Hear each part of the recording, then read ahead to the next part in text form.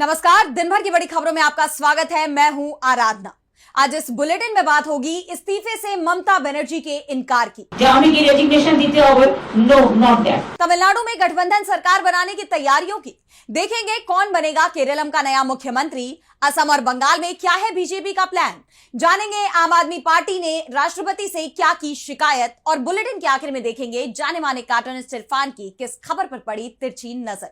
लेकिन दिन भर की तमाम बड़ी खबरों से पहले एक नजर आज की सुर्खियों पर। नैतिकता को सामाजिक नैतिकता के रूप में नहीं समझा जा सकता क्योंकि ये पूर्वाग्रहों पर हो सकती है आधारित। सुप्रीम कोर्ट में सबरीमाला मंदिर से जुड़ी याचिका पर सुनवाई के दौरान जस्टिस नागरत्ना की अहम टिप्पणी। शराब घोटाला केस में बड़ा अपडेट। जस्टिस स्वर्णकांता ने अपॉइंट किए 3 एमिकस क्यूरी। दिल्ली के पूर्व सीएम केजरीवाल समेत अन्य नेताओं की तरफ से बेंच के बहिष्कार के ऐलान के बाद फैसला।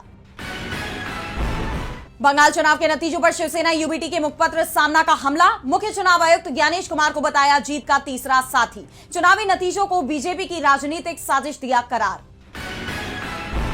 यूपी में जन आक्रोश के बाद सरकार ने स्मार्ट मीटर के नए इंस्टॉलेशन पर लगाई रोक। सपा प्रमुख अखिलेश यादव ने कहा, हमारे विरोध से झुक गई सरकार, इसे बताया जनशक्ति की जीत। और लाल निशान पर बंद हुआ शेयर बाजार 251 अंकों की गिरावट के साथ 77,017 पर बंद हुआ सेंसेक्स, जबकि 86 अंकों की गिरावट के साथ 24,032 पर बंद हुआ निफ्टी। ये तो थी सुर्खियां। अब बात आज की सबसे बड़ी खबर की। पश्चिम बंगाल में चुनावी नतीजों के बाद बवाल मचा हुआ है। राज्य में कई जगह से तोड़फोड़ और हिंसा की खबरें सामने आ रही हैं। ऐसे में विपक्ष ने बीजेपी और चुनाव आयोग के खिलाफ मोर्चा खोल दिया है। सीएम ममता बनर्जी ने चुनाव आयोग पर गंभीर आरोप लगाए और साथ ही उन्होंने इस्तीफों को लेकर बड़ा ऐलान भी किया है। तो क्या कुछ कहा सीएम ममता ने, जानेंगे इस रिपोर्ट में। पश्चिम बंगाल के चुनावी नतीजों को मानने से ममता बनर्जी ने इनकार कर दिया है। यहां तक कह दिया है कि वो सीएम पद से इस्तीफा नहीं देंगी, बल्कि लड़ाई लड़ेंगी। सहयोगियों के साथ सड़क पर उतरने की बात कह दी है। ममता ने बीजेपी और चुनाव आयोग के खिलाफ एक लंबी जंग शुरू करने का ऐलान भी कर दिया है। इसके साथ ही इंडिया गठबंधन की मजबूती की बात भी कही है। टीएमसी चीफ ममता बनर्जी ने आरोप लगाते हुए कहा कि केंद्र सरकार केवल एक पार्टी की सरकार चाहती है। पूरी दुनिया में गलत मैसेज जा रहा है कि प्रजातांत्रिक तरीके से लड़ाई नहीं हो रही है। हम लोग बाउंस बैक करेंगे।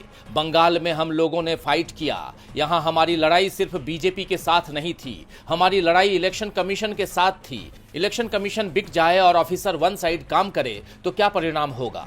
चुनाव आयोग पूरी तरह से पक्षपातपूर्ण है। वो दिल्ली के नेतृत्व में काम कर रहे थे। उन्होंने काउंटिंग सेंटर को हाईजैक किया। हम चुनाव में हारे नहीं हैं, बल्कि 100 सीटों पर वोटों की लूट हुई है। ममता बनर्जी ने चुनाव आयोग पर जोरदार हमला करते हुए कहा कि दुख की बात है कि सीईसी इस चुनाव में लोगों के संवैधानिक अधिकारों को लूटने और ईवीएम को लूटने वाला खलनायक बन गया है। क्या आप मुझे बता सकते हैं कि वोटिंग के बाद ईवीएम में 80 से 90% चार्ज है? ये कैसे हो सकता है? उन्होंने गंदा और घटिया खेल खेला। मैंने अपनी जिंदगी में इस तरह का चुनाव कभी नहीं देखा। वहीं ममता बनर्जी ने इंडिया गठबंधन को एक साथ लेकर चलने की बात कह दी। ममता ने कहा कि सोनिया जी, राहुल गांधी, अरविंद केजरीवाल, उद्धव ठाकरे, अखिलेश यादव, तेजस्वी यादव और हेमंत सोरेन ने मुझे फोन किया। इंडिया गठबंधन के सभी सहयोगियों ने मुझे बताया कि वो पूरी तरह से मेरे साथ हैं। मुझे लगता है कि आने वाले दिनों में हमारी एकजुटता और मजबूत होगी। अखिलेश ने मुझसे अनुरोध किया कि क्या वो आज ही आ सकते हैं, लेकिन मैंने उनसे कल आने को कहा। एक एक करके सभी आएंगे। मैं इंडिया गठबंधन को एक आम आदमी की तरह मजबूत करूंगी।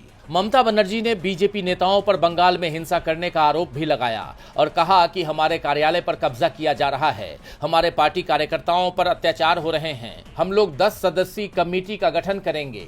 वो अलग अलग इलाकों में जाएंगे और दौरा करेंगे। हम लोगों ने निर्णय किया है कि हम लोग एक्शन लेंगे, लेकिन क्या एक्शन लेंगे अभी हम ये नहीं बता रहे हैं।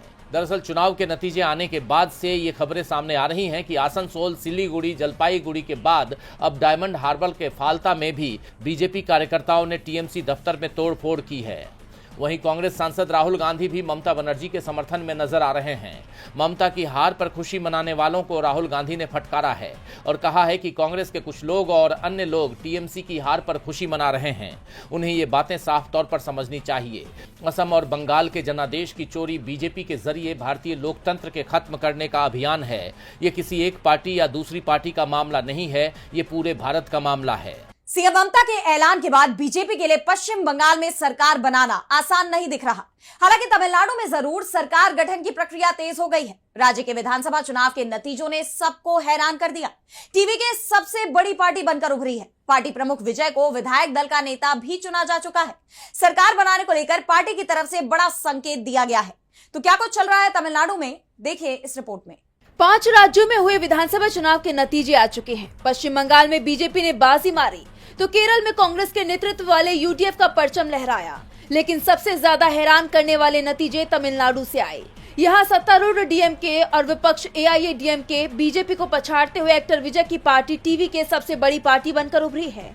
तमिलनाडु में तमिलगा वेत्री कजगम यानी टीवीके ने राज्य की 234 में से 108 सीटें जीती हैं। वहीं डीएमके को 59 सीटें मिली हैं, जबकि एआईएडीएमके ने 47 सीटों पर जीत हासिल की है। तमिलनाडु में विधानसभा चुनाव के नतीजे आने के बाद नई सरकार के गठन को लेकर तैयारियां शुरू हो गई हैं। एक तरफ डीएमके प्रमुख एमके स्टालिन ने मुख्यमंत्री पद से इस्तीफा दे दिया है, तो वहीं दूसरी तरफ थलापति विजय जल्द ही मुख्यमंत्री पद पर बैठ सकते हैं। उन्हें विधायक दल का नेता चुना जा चुका है। टीवी के भले ही सबसे बड़ी पार्टी बनी है, लेकिन सरकार बनाने के लिए उसके पास जरूरी सीटें नहीं है। जैसा आप जानते हैं कि तमिलनाडु में कुल 234 विधानसभा सीटें हैं और बहुमत का आंकड़ा 118 है। वहीं टीवीके ने 108 सीट जीती हैं।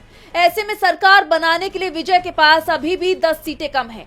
यानी साफ है कि सरकार बनाने के लिए टीवीके प्रमुख को गठबंधन करना होगा। इस बीच ये खबर भी सामने आई है कि कांग्रेस की तरफ से विजय को समर्थन देने की बात कही गई है। कांग्रेस को 5 सीटें मिली है। इसके अलावा केरल में कांग्रेस की सहयोगी आईयूएमएल को भी 2 सीटों पर जीत मिली है, जिसकी मदद से टीवीके सरकार बनाने के बेहद करीब पहुंच सकती है। विजय के पिता ने भी कहा है कि टीवीके कांग्रेस के साथ गठबंधन कर सरकार बनाने पर विचार कर रही है। हालांकि ये देखना दिलचस्प होगा कि टीवीके कांग्रेस के साथ मिलकर सरकार बनाती है या नहीं। तमिलनाडु में गठबंधन सरकार बनाने की तैयारी शुरू हो गई है। ये भी साफ हो गया है कि टीवीके प्रमुख विजय ही मुख्यमंत्री बनेंगे। लेकिन केरल में मुख्यमंत्री के नाम को लेकर तस्वीर साफ नहीं हो पाई है। राज्य में कांग्रेस के नेतृत्व वाले यूडीएफ ने सत्ता में वापसी की है। पिछले 10 साल से सत्ता पर काबिज एलडीएफ को शिकस्त देकर यूडीएफ ने बहुमत हासिल कर लिया। अब सबकी निगाहें मुख्यमंत्री के नाम के ऐलान पर टिकी हैं। तो क्या है ये पूरी खबर, जानेंगे इस रिपोर्ट में। केरल में 1 दशक के बाद यूडीएफ की वापसी हुई है। सत्ताधारी एलडीएफ को हराते हुए कांग्रेस नेतृत्व वाले यूडीएफ ने जीत हासिल की है। नतीजों में 140 में से 102 सीटें जीतकर यूडीएफ ने 2/3 से भी ज्यादा बहुमत हासिल कर लिया है। अकेले कांग्रेस ने ही 63 सीटें जीती हैं। यानी सिर्फ कांग्रेस ही बहुमत के बेहद करीब पहुंच गई और सरकार बनाने की राह भी साफ कर ली। जीत के जश्न के बीच अब सबकी निगाहें मुख्यमंत्री की कुर्सी पर टिकी है। राज्य इकाई में इस पद के लिए 3 कद्दावर नाम चर्चा में है, जिनमें सबसे पहला नाम है वीडी सतीशन का। विपक्ष के नेता के तौर पर सदन में सरकार को घेरने वाले सतीशन को इस जीत का एक बड़ा शिल्पकार माना जा रहा है। वहीं रमेश चेन्नीथला, जो पार्टी का वरिष्ठ चेहरा रहे हैं और अनुभवी रणनीतिकार रहे हैं, उनका भी नाम इस सूची में है। इसके बाद तीसरा नाम है केसी वेणुगोपाल का, जो एआईसीसी महासचिव और राहुल गांधी के करीबी हैं, जिनका दिल्ली से तिरुवनंतपुरम लौटना केरल की राजनीति में नए समीकरण बना सकता है। अब अगले मुख्यमंत्री के चयन के लिए कांग्रेस आलाकमान ने कवायद तेज कर दी है। एआईसीसी की एक विशेष टीम केरल प्रभारी दीपा दास मुंशी के साथ नवनिर्वाचित विधायकों से व्यक्तिगत मुलाकात करेगी, जिसके बाद कांग्रेस संसदीय दल की बैठक में एक औपचारिक प्रस्ताव पारित कर अंतिम फैसले का अधिकार हाईकमान को सौंपा जाएगा। वहीं दूसरी तरफ पिनराई विजयन के नेतृत्व वाले एलडीएफ को करारी हार का सामना करना पड़ा है। 10 साल तक सत्ता में रहने के बाद मिली इस शिकस्त के बाद विजयन ने इस्तीफा भी दे दिया है। वहीं इस चुनाव में भाजपा ने भी 3 सीटें हासिल की। इस बीच पार्टी की जीत पर खुशी जताते हुए राहुल गांधी ने इसे निर्णायक जनादेश बताया है। उन्होंने सोशल मीडिया पर केरल की जनता का आभार व्यक्त करते हुए कहा कि राज्य की प्रतिभा और क्षमता को अब यूडीएफ सरकार के विजन का साथ मिलेगा। केरल की ये जीत कांग्रेस के लिए महज सत्ता परिवर्तन नहीं, बल्कि राष्ट्रीय स्तर पर ताकत बढ़ाने का संकेत है। अब देखना यह होगा कि हाईकमान किस चेहरे पर मुहर लगाता है। केरल में जल्दी ही तस्वीर साफ हो जाएगी। कांग्रेस पूरे जोश के साथ सरकार बनाने की तैयारियों में लग गई है। वैसे जोश तो बीजेपी का भी हाई है। पश्चिम बंगाल, असम और पुदुचेरी तीनों ही राज्यों में उसकी सरकार बनने जा रही है। पश्चिम बंगाल और असम में तो इसकी कवायद भी शुरू हो गई है। पर्यवेक्षकों की नियुक्ति भी हो गई है। तो क्या है बीजेपी का आगे का प्लान, जानने के लिए देखिए ये रिपोर्ट। पश्चिम बंगाल और असम विधानसभा चुनाव में बीजेपी की जीत के बाद नई सरकार के गठन की प्रक्रिया तेज हो गई है। बंगाल में बीजेपी का पहला मुख्यमंत्री बनाने की जिम्मेदारी पार्टी ने केंद्रीय गृह मंत्री अमित शाह को सौंपी है। बीजेपी के प्रदेश अध्यक्ष सामिक भट्टाचार्य ने नई सरकार के शपथ ग्रहण के बारे में जानकारी देते हुए कहा, पश्चिम बंगाल के नए मुख्यमंत्री का शपथ ग्रहण समारोह 9 मई को होगा, क्योंकि 9 मई को गुरुदेव रविंद्रनाथ टैगोर की जयंती है। तो वहीं बंगाल के साथ साथ असम में बीजेपी ने अपनी पकड़ मजबूत बनाए रखने के लिए अनुभवी नेताओं को जिम्मेदारी सौंपी है। पार्टी ने जेपी नड्डा को असम का पर्यवेक्षक नियुक्त किया, जबकि हरियाणा के सीएम नायब सिंह सैनी सह पर्यवेक्षक बनाए गए हैं। इनकी मुख्य भूमिका राज्य में संगठनात्मक समन्वय और आगामी राजनीतिक निर्णयों की देखरेख करना होगी। इन नियुक्तियों के साथ ही बीजेपी ने दोनों राज्यों में सरकार बनाने की अपनी तैयारियां शुरू कर दी हैं। जैसा कि आप जानते हैं कि बंगाल में बीजेपी ने 207 सीटों पर जीत दर्ज की है, जबकि सत्तारूढ़ टीएमसी 80 सीटों पर सिमट गई। तो वहीं असम में एनडीए ने 102 सीटें जीती और कांग्रेस 19 सीटों पर सिमट गई। अब इन राज्यों में अमित शाह और नड्डा जैसे सीनियर नेताओं को पर्यवेक्षक बनाए जाने को पार्टी के अंदर संगठनात्मक मजबूती और सरकार गठन की प्रक्रिया को सुचारू रूप से चलाने के संकेत के रूप में देखा जा रहा है। खैर, ऐसा होता है या नहीं, ये तो देखना होगा। बंगाल और असम में मिली जीत से बीजेपी गदगद है, जबकि विरोधी दलों के लिए नतीजे निराशाजनक है। सीएम ममता बनर्जी ने तो नतीजों को मानने से इनकार ही कर दिया है, लेकिन कांग्रेस सांसद गौरव गोगोई ने जरूर सधी हुई प्रतिक्रिया दी है। उन्होंने बीजेपी को जीत की बधाई देते हुए जनता के सामने जरूरी मुद्दे भी उठाए। एक तरह से गौरव गोगोई ने आने वाले 5 साल के लिए सरकार को चेतावनी ही दे दी है। तो क्या कुछ कहा गौरव गोगोई ने अपनी इस प्रेस कॉन्फ्रेंस में, जानेंगे इस रिपोर्ट में। असम चुनाव के नतीजों के बाद प्रदेश कांग्रेस अध्यक्ष गौरव गोगोई ने कड़ा रुख अपनाया है। भले ही कांग्रेस को महज 19 सीटें मिली हों, लेकिन गोगोई ने साफ कर दिया कि वो इन नतीजों से दबने वाले नहीं हैं। एक प्रेस कॉन्फ्रेंस में चुनाव नतीजों की नैतिक जिम्मेदारी लेते हुए उन्होंने सीधे तौर पर बीजेपी को चेतावनी दे दी। गोगोई ने कहा, बीजेपी को जीत की बधाई, लेकिन वो ये ना भूले कि पिछली सरकार ने जनता को परेशान किया है। भ्रष्टाचार सहित तमाम मुद्दों पर सरकार पूरी तरह विफल रही। अगर नई सरकार ने पुरानी गलतियां दोहराई तो कांग्रेस चुप नहीं बैठेगी। तो हम चाहेंगे कि सरकार आने वाले समय पे लोगों की समस्याओं पर वो और महत्व दे। साथ ही साथ जो भूल उन्होंने पिछले कई वर्षों में की है, लोगों को जिस प्रकार से सताया है, लोगों के बीच में जिस प्रकार से उन्होंने कई समय में अहंकारी रूप धारण किया है, भ्रष्टाचार किया है, वे गलतियां आने वाले समय में नहीं करेंगे। गोगोई के मुताबिक कांग्रेस सड़क से लेकर सदन तक जनता के हक की लड़ाई और मजबूती से लड़ेगी। पार्टी के प्रदर्शन पर गोगोई ने कहा कि उन्हें संगठन के अंदर नए सिरे से बदलाव की जरूरत है। उन्होंने कहा, हमें अपना संदेश जनता तक पहुंचाने के लिए नए सिस्टम पर काम करना होगा। 9 मई को नवनिर्वाचित विधायकों की बैठक में अब आगे की रणनीति तय होगी। इसके साथ ही गोगोई ने हुंकार भरते हुए आगे कहा कि हमारी संख्या कम जरूर है, लेकिन हमारा हौसला बुलंद है। हम संविधान की रक्षा के लिए अपना कर्तव्य निभाते रहेंगे। उन्होंने जोर देकर कहा कि कांग्रेस पार्टी असम के विकास के लिए अपने सुझाव देती रहेगी और सरकार की हर गलत नीति पर पूरी हिम्मत से विरोध करेगी। जैसा आप जानते हैं कि 126 सीटों वाली असम विधानसभा में बीजेपी ने 82 सीटें जीतकर बहुमत हासिल किया है, तो वहीं कांग्रेस को 19 सीटें मिली।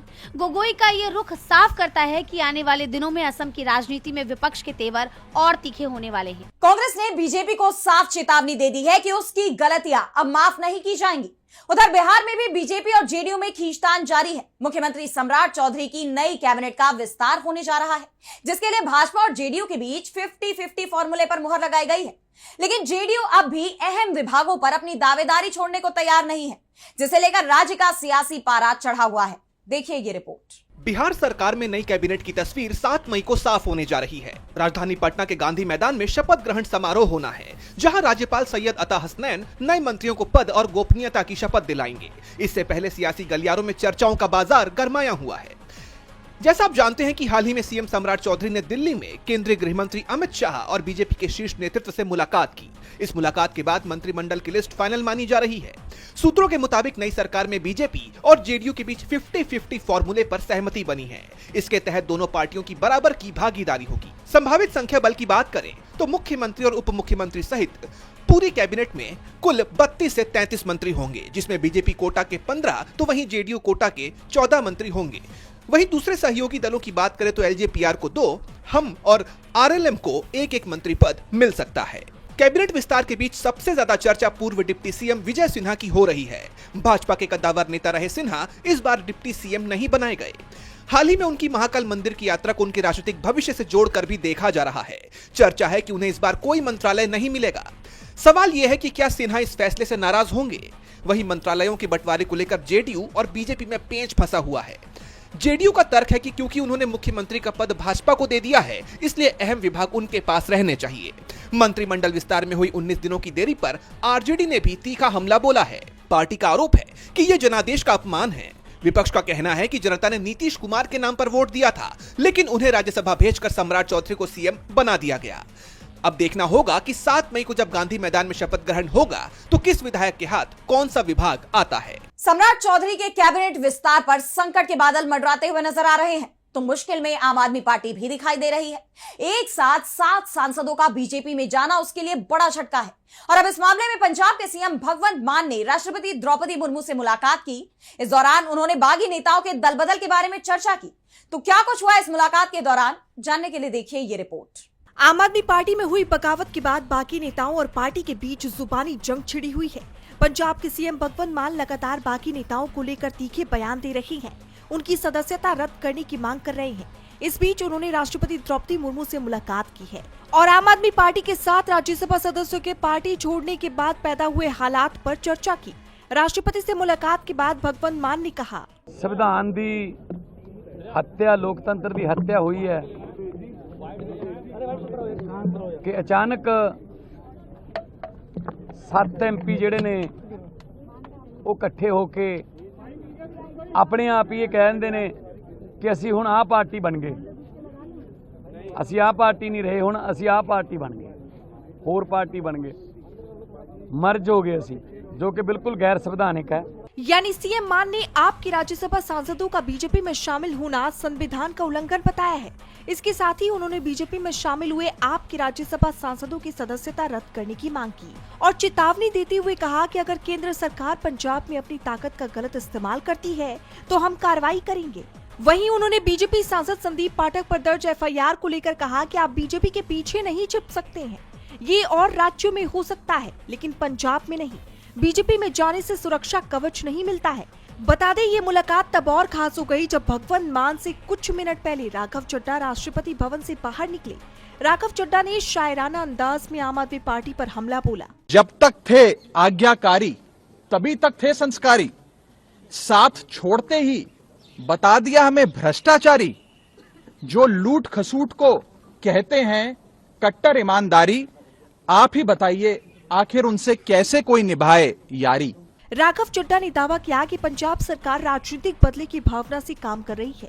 यानी देखा जाए तो दोनों ही तरफ से एक दूसरे पर आरोपों की बौछार की जा रही है, जिससे हलचल बढ़ती जा रही है। और बुलेटिन के आखिर में देखेंगे जाने माने कार्टूनिस्ट इरफान की किस खबर पर पड़ी तिरछी नजर।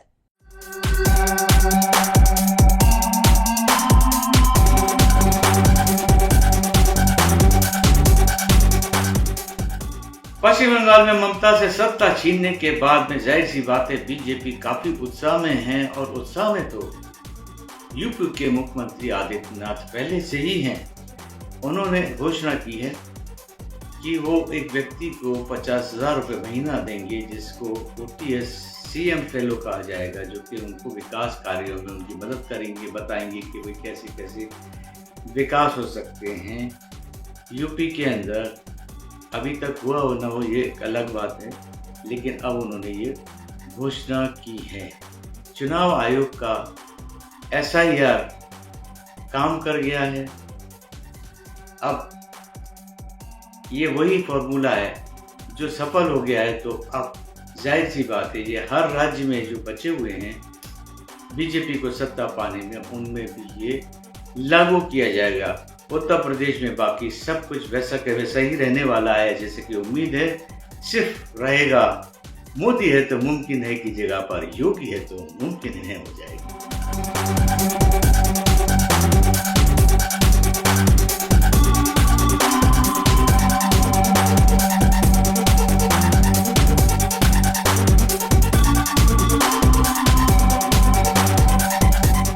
बहुत बहुत शुक्रिया इरफान जी। तो आज इस बुलेटिन में इतना ही। आप देखते रहिए DB लाइव।